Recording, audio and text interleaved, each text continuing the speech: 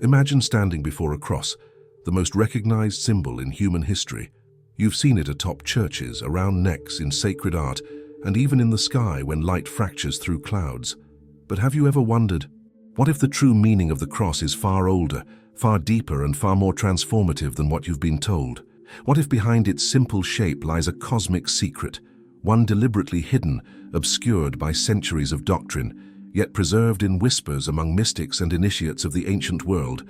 In this journey, we will unveil the hidden truth behind the cross, not merely as a Christian emblem, but as an eternal symbol of divine balance, cosmic union, and human awakening. Stay until the very end, because the final revelation, the one concealed for centuries, holds the power to transform the way you see life, death, and the universe itself. Before we begin, make sure to subscribe to this channel, leave your like, and share this video with those who seek truth beyond appearances, because what you're about to hear may change forever how you understand the symbol that has shaped entire civilizations. Now, take a deep breath. Imagine yourself traveling back through time, long before organized religion, before temples and cathedrals, when humanity looked to the stars for meaning. Across ancient Egypt, Mesopotamia, and the Indus Valley, the cross already appeared, not as a symbol of suffering, but as a diagram of creation itself. The intersection of two lines, vertical and horizontal, represented the meeting of heaven and earth, spirit and matter, divine and human. It was the map of the cosmos. In Egypt, the Ankh, the cross with a loop at its top, represented eternal life, the union of masculine and feminine energies, the power of creation flowing through all existence. To the Hindus, the cross appeared as the sacred swastika, a rotating cross symbolizing the eternal movement of the universe, the dance of energy and consciousness. Among the Celts, the solar cross represented the wheel of the year, the cyclical nature of life, death, and rebirth. Everywhere, this symbol carried the same message: the universe is not divided. It is united through the crossing point of opposites. But then came the church, and with it, a new narrative. The cross was transformed from a symbol of cosmic harmony into one of pain and sacrifice. It became a tool to remind humanity of guilt rather than divinity. The mystical key was hidden beneath layers of fear and doctrine. The spiritual science behind it, the union of spirit and matter, the awakening of the divine within, was silenced, reserved for the few who could read between the lines of sacred texts. Think about it. Why would a symbol that predates Christianity by thousands of years be adopted as its central emblem? Was it coincidence or continuity? Could it be that early initiates within the church, those trained in the mysteries of Egypt and Greece, recognized its ancient power and repurposed it, veiling the old wisdom within new stories? Throughout history, philosophers and mystics hinted at this hidden truth. Hermes Trismegistus taught that, as above, so below, as within, so without. The cross embodies that law perfectly, the vertical axis rising toward heaven, mirrored by the horizontal line of earthly existence. The human being stands at their intersection, the living cross between the infinite and the finite. In that sacred point of balance, enlightenment is found. Pythagoras, Plato, and later the Hermeticists saw geometry as divine language. The cross to them was not an instrument of death, but a blueprint of life itself. It represented the unfolding of consciousness through the four directions, the four elements, the four stages of existence. Every spiritual tradition understood it, and yet only fragments remain today. Ask yourself, when you see the cross now, do you feel its power? Do you sense the equilibrium between the heavens above and the earth below? Or have centuries of conditioning blinded us to its original essence? Stay with me, because what comes next will take us even deeper into the secret teachings of the early Gnostics, who preserved what the church tried to erase. Their understanding of the cross reveals not a story of suffering, but one of transcendence, of the human spirit crucified between worlds, yet destined to rise. And remember, the most important truth of all, the one hidden in plain sight, will be revealed at the end of this journey. Imagine for a moment the earliest followers of the Christ, not the institutional church that came centuries later, but the mystics, the initiates, the Gnostics, who saw in the teachings of Jesus a secret path to illumination. For them, the cross was never a symbol of defeat. It was a living map of ascension, the passage through which the soul must travel to awaken from illusion. They believed that the true crucifixion was not an event that happened to one man 2,000 years ago, but a process that unfolds within every human being. The horizontal line represented the world of matter, the realm of the senses, the distractions of the external world. The vertical line symbolized the path of spirit, the upward journey of consciousness returning to its divine source. The crossing point, the heart, was the sacred center where both worlds meet. There, at that intersection, the human awakens to the divine spark within. The Church, however, turned this inward mystery into an external drama. It replaced personal transformation with dogma and ritual. It told the world to worship the cross instead of becoming it. But those who studied the secret teachings, from the Hermetic schools of Alexandria to the Essenes of Qumran, knew that the message was never about worshipping symbols. It was about understanding them. Think deeply. If the cross were merely an instrument of execution, why did the ancients encode it in their temples, in their stars, and even in their architecture? Why does its geometry appear in the very structure of the human body? The arms spread wide, the head raised toward the heavens, the spine forming the central axis of life. Could it be that the cross is not just a religious sign, but a symbol of human design itself? Manly P. Hall once wrote that the cross is the key to the mystery of the universe. The four arms of the cross represent the four directions, the four elements, and the four sacred tasks of the soul. Fire purifies, water cleanses, air elevates, and earth grounds. To balance them is to achieve mastery of self. In this sense, the true cross is not a burden, but an initiation. Each point invites us to transcend one aspect of limitation and awaken a higher dimension of being. Throughout history, this secret knowledge survived in silence. The Templars, the Rosicrucians, and even certain mystics within the Church preserved fragments of it. Their writings spoke of the inner crucifixion, the moment when ego dies and spirit is reborn. In alchemy, this was symbolized by the crossing of elements in the philosopher's crucible, a death and resurrection within the soul itself. The Gospel of Philip, a Gnostic text excluded from the official canon, states that the Lord did everything in a mystery. It reveals that the cross was not simply wood and nails, but a hidden operation of divine consciousness. It represented the uniting of heaven and earth within the initiate. In that union, opposites are reconciled, male and female, light and shadow, mortal and eternal. Consider this. Every time you face suffering, every time life stretches you between pain and hope, between fear and love, you are being placed upon your own symbolic cross. The moment you surrender to that experience with awareness, you are not being punished, you are being initiated. The soul grows only when stretched between extremes. The cross, then, is the geometry of transformation. Throughout medieval cathedrals, artists encoded this wisdom in plain sight. The cruciform layout of churches, where the nave and transept intersect, mirrors the human body.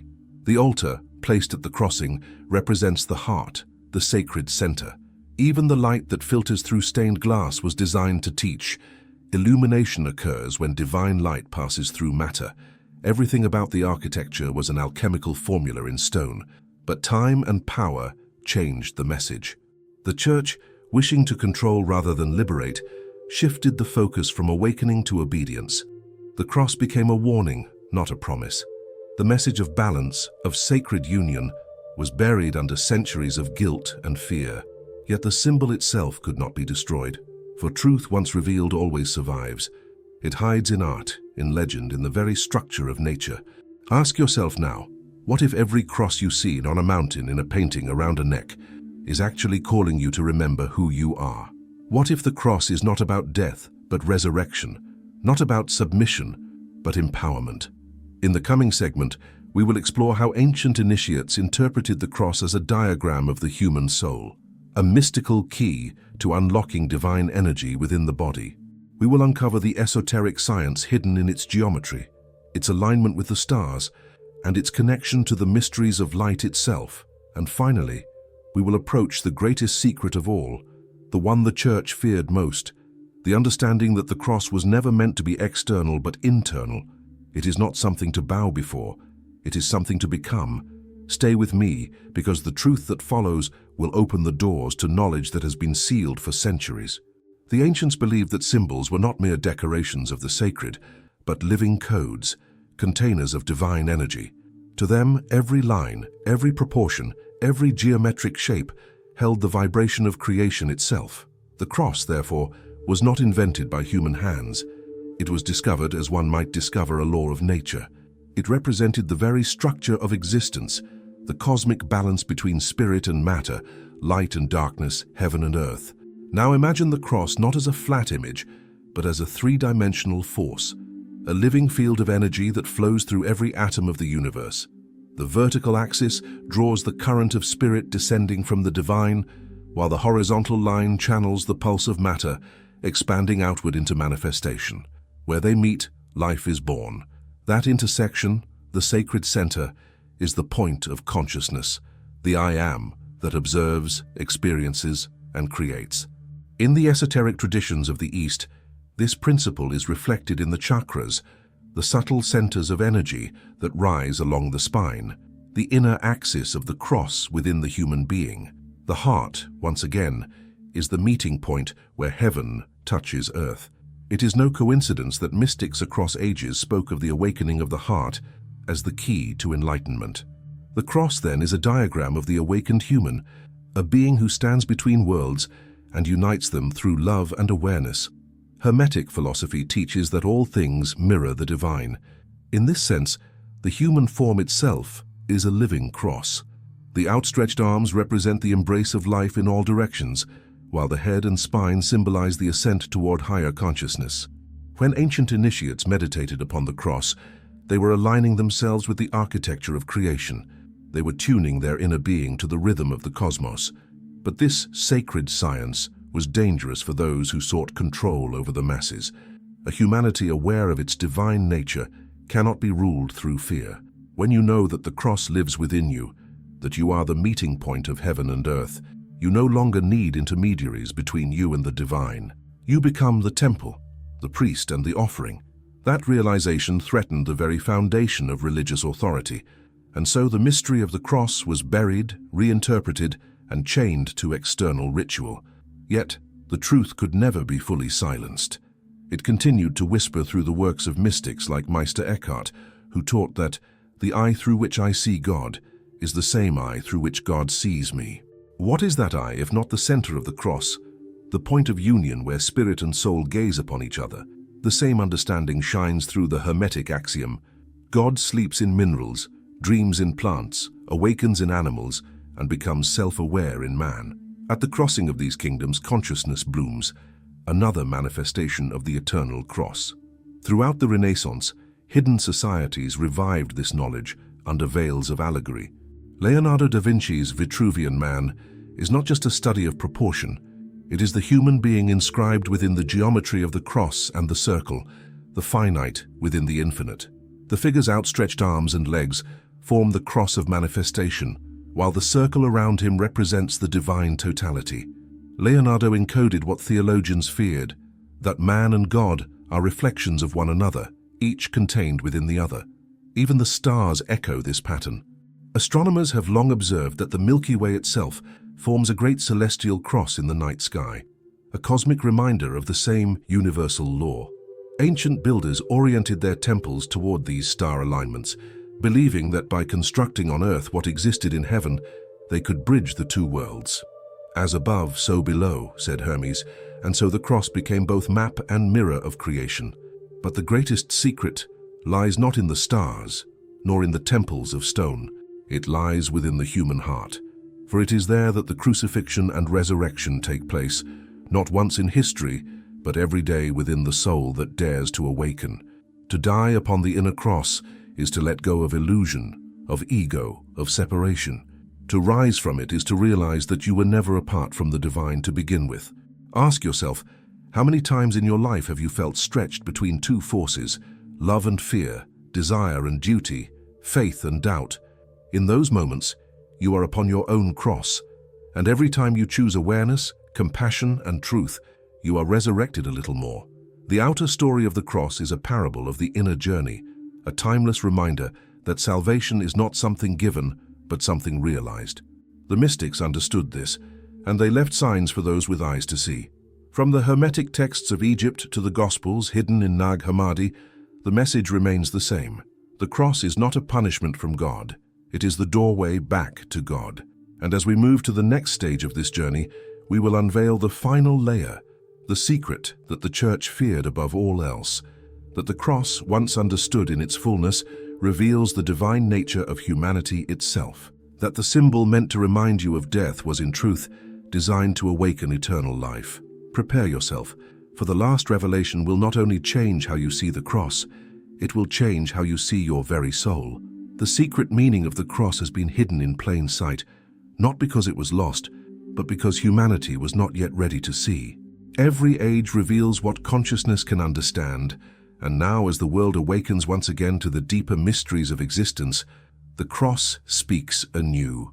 It whispers not of death, but of transformation, not of guilt, but of power, not of separation, but of union. To grasp its full message, we must look beyond symbols and step into experience itself. The cross is not something outside you, it is the geometry of your own awakening. The vertical line is the path of the spirit descending into matter, the spark of divinity choosing to live a human life.